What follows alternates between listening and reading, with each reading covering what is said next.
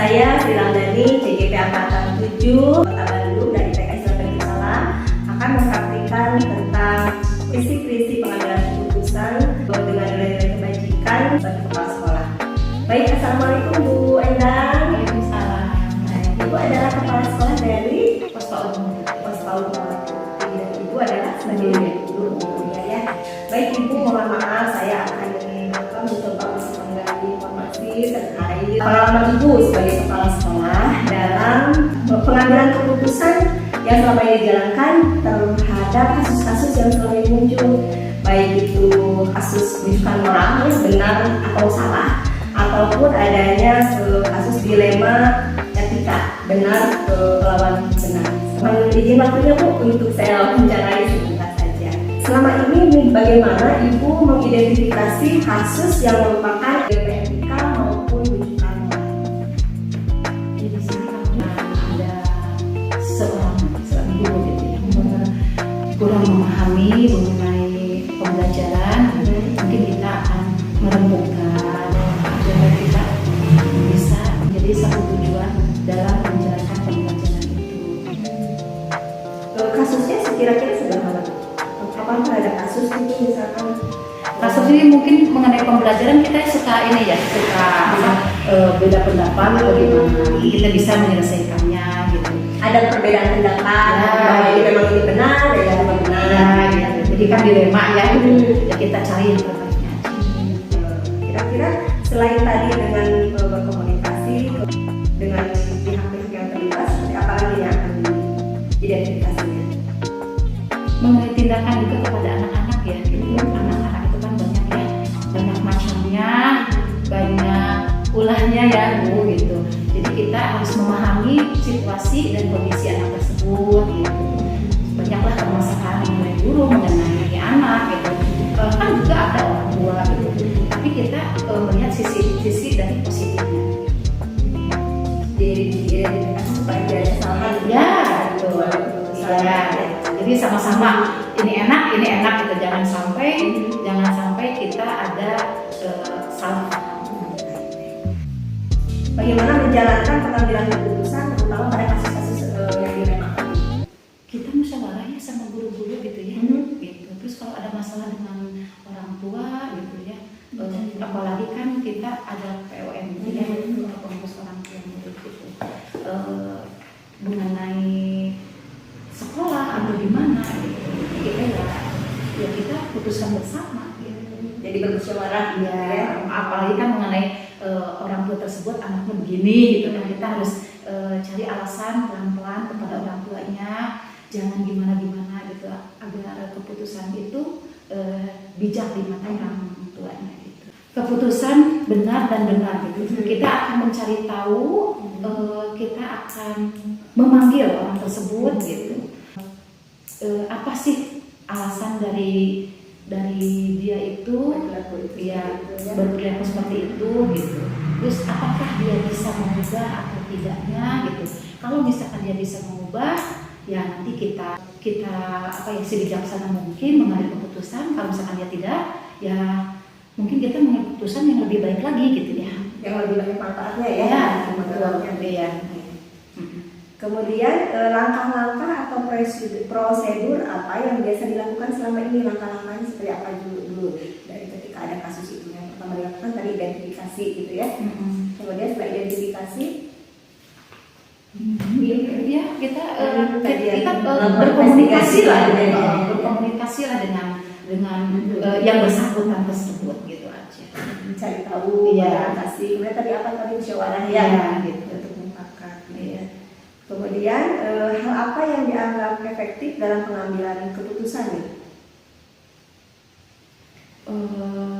Yang efektifnya tadi yang komunikasi gitu ya.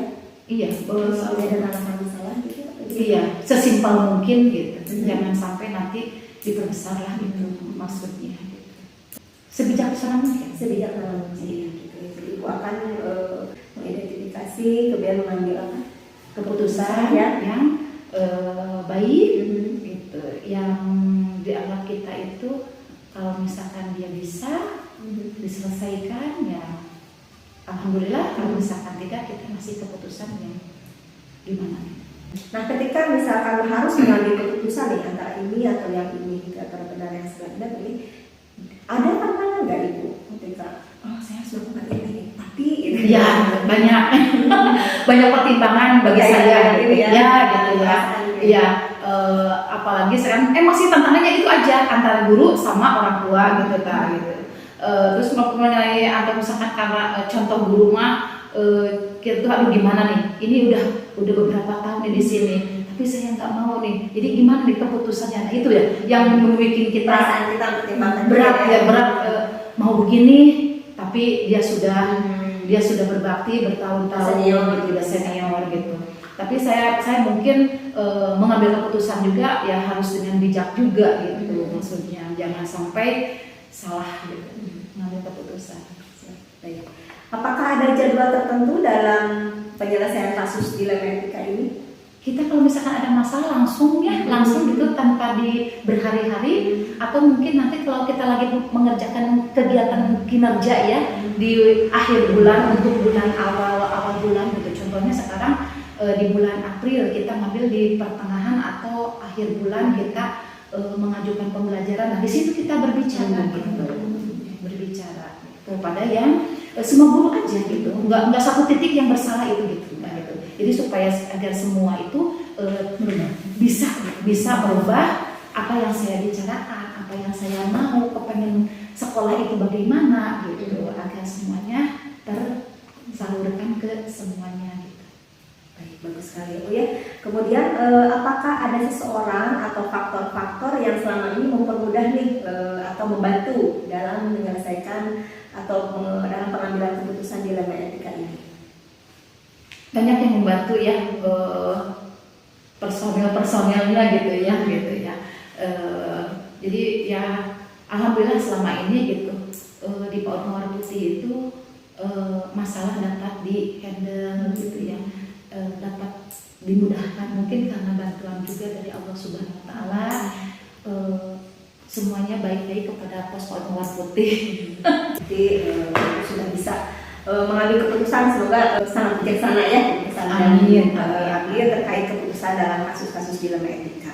Nih, setelah kita berbincang-bincang, saya juga mengambil pelajaran ya dari percakapan kita. Hikmah apa nih yang Ibu petik dari pengalaman Ibu dalam mengambil keputusan dilema etika ini? Hikmahnya itu kan namanya apa ya, spontan ya dari kita gitu ya. Jadi saya juga berpikir kalau misalkan sesudah ini menjalankan ini, saya berpikir dari luar, oh alhamdulillah kita bisa memecahkan masalah di sekolah tanpa dukungan dan tanpa minta bantuan dari orang-orang luar gitu.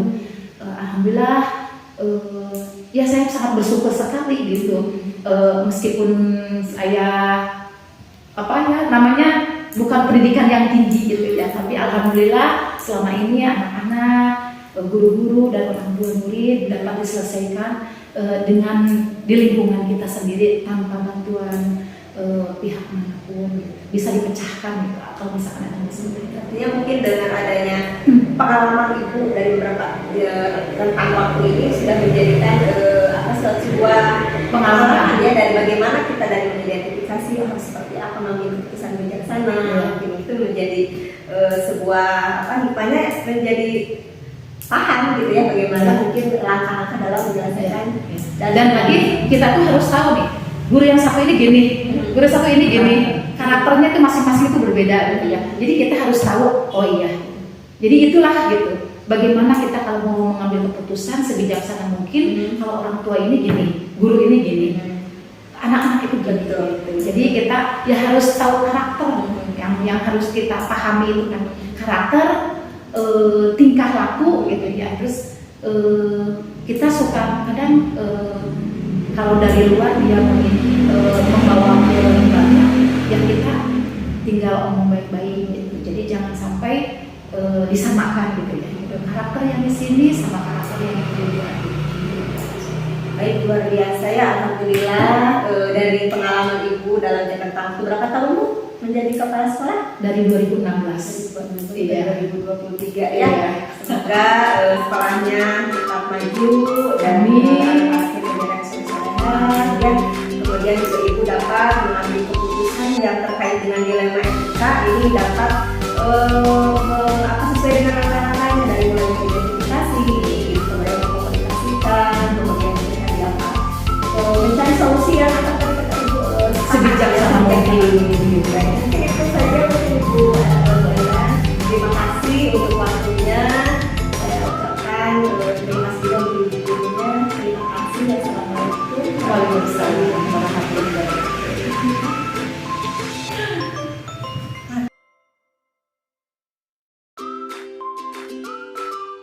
Assalamualaikum Bu.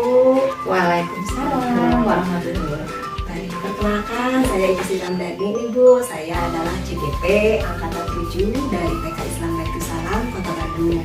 Nih, boleh Bu perkenalkan dulu nih, walaupun saya sudah kenal. Alhamdulillah, nama saya Rika Yanti. Saya kebetulan diberi amanah mengelola kepala sekolah PAUD Samudja di lingkungan wilayah Karangpamulang, Citabik, Bandung. Baik. Ini Bu, saya itu ingin menggali nih dari Ibu, pengalaman Ibu sebagai kepala sekolah terkait kejadian atau kasus dilema gitu ya.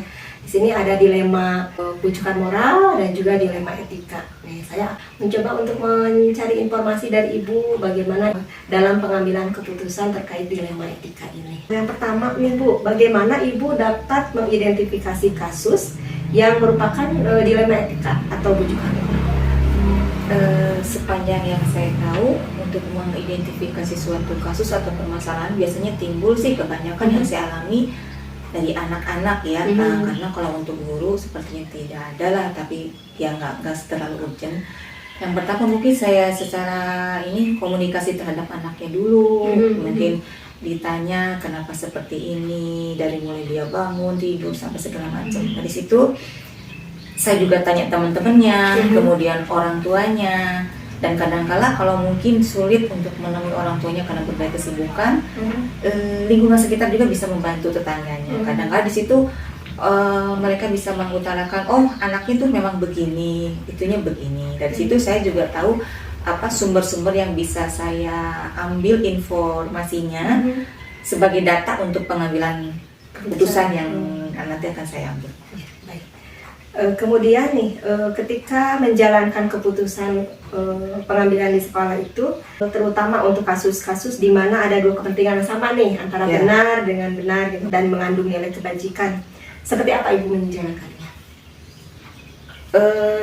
Intinya kita harus bisa memilah-milah dulu antara tujuan dari orang tua atau misalnya keinginan anak itu sendiri dengan kemampuan kita sebagai pendidik yang menerapkan segi etika, pendidikan, sosialisasi sama anak dan lain sebagainya. Itu membuat bahan pertimbangan bagi kami untuk menelaah secara feeling atau moral seperti apa gitu untuk mengambil suatu keputusan A buat si anak itu gitu. Karena kadang kita juga perlu banyak informasi tentang kebiasaannya, pola pikirnya itu. Mungkin dengan menjalankan keputusan itu akan mengambil keputusan yang terbaiknya seperti apa gitu ya, dan juga tidak merugikan salah satu pihak gitu ya. Kemudian langkah-langkah atau prosedur seperti apa yang biasa dilakukan selama ini? Biasanya jika ada suatu pematat, misalnya tuntutan dari orang tua misalnya bahwa anaknya harus seperti ini, kadang saya pertama itu penelitian terhadap sikap dan perilaku anak tersebut, dari mulai datang ke sekolah, mengikuti pelajaran di sekolah sampai dia pulang, kemudian cara dia bermain dengan teman-temannya. Nah, dari situ saya kaitkan juga dengan korelasi antara keinginan orang tua yang seperti ini tentunya didukung juga dengan kondisi anak secara psikis, baik dari usia, kondisi badan maupun secara pernyataan verbal yang dia ungkapkan pada kita gitu. Dari situ kan kita bisa tahu, oh ini sebetulnya anaknya tuh pengennya apa gitu, dan dirasakan anaknya itu seperti apa. Melakukan investigasi kepada anak-anak. Kemudian juga ketika akan melakukan nih pengambilan keputusan, apakah Ibu juga ada misalkan bermusyawarah dengan guru atau misalkan dengan orang tua atau komite atau gimana? Tentunya kita melakukan musyawarah karena anak tersebut dipegangnya sama guru A dan kami tim guru tuh meneliti setiap anak bahwa kebiasaannya dia seperti apa, dan kadang-kala juga komite juga dilibatkan karena komite pun menilai oh si anak ini begini gitu kan, di luar pun begini. Nah jadi kami banyak sumber yang dapat kita ambil dari berbagai informasi selain dari anak, orang tua anak yang lain, dari komite dan tetangga. Baik, nah ketika ada permasalahan, misalkan ada kasus dilema etika yang mencuat gitu, terkadang itu untuk meng-cover atau meng-counter supaya tidak menyebar atau tidak terjadi sesuatu yang hal tidak diinginkan, kira-kira nih hal apa saja yang dianggap efektif dalam pengambilan keputusan pada kasus-kasus dilema tadi? Efektifnya saya pendekatan pada objek yang vital, misalnya anak-anak gitu. Nah dari situ kita misalnya anak A pengennya begini dan dia juga sikapnya begini, sifatnya begini, kemampuan dia seperti ini. Nah kiat yang menjadi pegangan utama kita adalah kepada anaknya. Dari situ baru kita korelasikan sama orang tua. Jadi di situ kita ungkapkan bahwa meskipun orang tuanya maunya begini, tapi secara penilaian yang kita ambil dari berbagai pertanyaan pada anak, informasi yang digali, kemudian meneliti perilaku anak seperti ini. Dari situ kita bisa memberi gambaran pada orang tua bahwa tapi tidak menyalahkan juga orang tua pada dasarnya, karena kita juga membenarkan keinginan orang tua, apresiasi orang tua, tapi kita juga menghargai kemampuan anak dan apresiasi anak. Bagus ya. Kemudian Ibu nih, hal apa saja selama ini yang merupakan tantangan nih dalam pengambilan keputusan pada kasus-kasus dilema ini? Pasti ada tantangannya ya. Ketika Ibu akan mengambil keputusan, aduh harus kalau saya gini akan begini, pasti ada tantangannya mungkin ya. Bagaimana Bu? Tantangannya mungkin apabila setelah pertama kita berdiskusi istilahnya ya, tapi ada orang tuanya ini kekeh pengen begitu aku mah. Nah itu tapi kita itu jadi lambat laun harus ya beberapa pendekatan lebih gitu, selain kita dari pertama Bu begini, tapi dia aduh dah Ibu gimana. Nah kadang-kala itu kan tuntutan secara emosional mungkin seorang sebagai orang tua begini, tapi kita juga ada terlepas dari penggunaan kurikulum gitu kan, penelitian terhadap anak. Nah di situ mungkin harus beberapa kali intinya mengajak secara pendekatannya lebih juga, karena tidak bisa Bu ini harus begini jalan gitu kayaknya seperti itu, mungkin tergantung tipikalnya orang sih ya, jadi nggak bisa juga, jadi harus beberapa kali kita mendekatkan respon itu gimana gitu. Berarti ada usaha lebih ya, tantangannya salah satu untuk pendekatan kepada orang tua. Kemudian apakah memiliki jadwal tertentu ini dalam penyelesaian ketika ada kasus etika ini, atau dalam menyelesaikan di tempat, atau misalkan memiliki jadwal untuk menyelesaikannya? Untuk jadwal secara tertentu sih tidak ada, karena kita kan jarang ya mendapat suatu permasalahan nikah. Cuma kadang-kala misalnya kalau bisa diselesaikan secara cepat ya kita cepat. Tapi kalau ada misalnya harus memerlukan rentang waktu yang beberapa hari ya kita mungkin melakukan keputusannya juga tidak akan secepat itu, tidak langsung. Tergantung prioritasnya Bu, sepenting apa dan ini harus secepat apa yang harus diatasi seperti itu. Apakah ada nih seseorang atau faktor yang selama ini mempermudah atau membantu Ibu dalam pengambilan keputusan dalam kasus dilema ini? Oh ada kan, ada diskusi dengan guru-guru juga. Jadi mereka lebih istilahnya lebih lebih mendetil gitu kan, bahwa kondisi A itu begini. Nah itu kan sangat membantu saya pribadi untuk mengambil keputusan untuk menyampaikan kepada orang tua. Nah selain Ibu guru nih, ada nggak misalkan faktor orang lain juga yang mungkin menjadi idola Ibu, misalkan kalau seandainya saya misalkan minta pendapat kepada orang yang kita kagumi, misalkan orang tua atau orang yang kita hormati, mungkin itu jadi referensi, mungkin kalau menurut dia pasti akan melakukannya seperti ini gitu. Ada sih, itu kan kita juga kan ada komite orang tua, perwakilan orang tua, kadang kita juga bisa sharing, dan ada juga orang yang tertentu yang Bu sebetulnya tuh ini tuh begini-begini, karena sedang notabene saya juga kan jarang bergaul dengan lingkungan masyarakat sekitar, keterbatasan saya pun waktu untuk itu kan terbatas juga, tapi kalau misalnya ada orang tua yang memang mereka tahu ya, itu amat berarti juga untuk saya mengambil keputusan. Baik Ibu, luar biasa ya, saya bisa mengambil ini nih pembelajaran sebagai CGP nih, saya mengambil informasi seperti ini, kepala sekolah di TK ini dalam mengambil keputusan, kepada juga saya juga wawancara, seperti ini Ibu yang didapat, luar biasa, semoga bermanfaat buat saya, dan juga untuk sekolah Ibu semoga lebih maju ya. Ibu, dari semua hal telah disampaikan, pembelajaran apa yang dapat Ibu petik dari pengetahuan Ibu dalam pengambilan keputusan di dalam etika selama ini? Satu, sabar. Kedua, kerja keras. Intinya kita bagaimana nih secepat mungkin untuk mengambil informasi dari permasalahan yang ada. Ketiga, istilahnya harus memilah-pilah antara emosional, moral, dan keputusan. Itu aja keputusan yang diambil gitu. Ini harus bisa menjaga perasaan kita nih, bagaimana kalau gini harus objektif dan intinya harus sebijaksana mungkin dalam mengambil keputusan. Baik Ibu Ika, terima kasih untuk wawancara kita hari ini, terima kasih untuk waktunya. Saya undur diri.